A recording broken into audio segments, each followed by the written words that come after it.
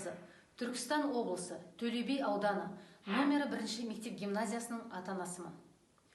Өздеріңіз білесіздер, бүкіл әлемді дүр сілкіндірген коронавирус пандемиясы біздің елімізге де келеңсіз жағдайлар туындатып, елеулі әсерін тигізіп, дәстүрлі кәсіп пен қызметті саябырсытты. Әрине, бұл заман білекке емес, білімге сенетін заман болғандықтан, ата-ана ретінде мен де баламның оқуы мен біліміне қатты алаңдаушылық таныттым.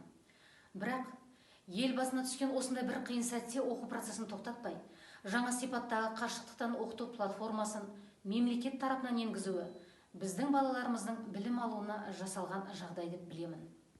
Еларна, балапан телеарналарынан, YouTube, әлеуметтік желілер, тағы да басқа сайттардан балалардың қосымша білім алуына жағдай жасалды.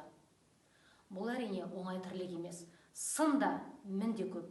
Десе де, мойымай, өзінің сауаттылығы мен іскерлігін көрсетіп, батыл әрі дұрыс шешім қабылдап, ұстаздар қауымын белсенділікке, ата-аналарды сабырға, ынтымаққа шақырып, барынша қолдау көрсеткен Қазақстан Республикасы Білім және ғылым министрі Аймағамбетов Асхат Қанатұлы басқарып отырған барша министрлік қызметкерлеріне ата-аналар тарапынан алғысымыз шексіз. Сіздерге үлкен рахмет.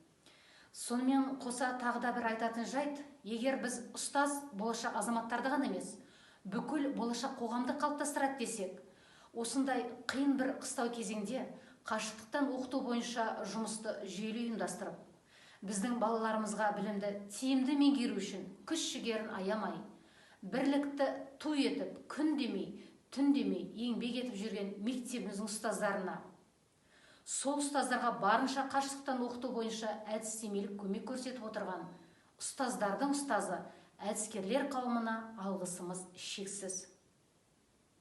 Құрметті ұстаздар және білім беру саласының қызметкерлері, болашақ ұрпақ тәрбиелеудегі өрелі жұмыстарыңыз, шығармашылық ізденістеріңіз бен ғылыми жаңалықтарыңыз арта берсін. Біз сіздермен біргеміз. Үлкен рахмет сіздерге.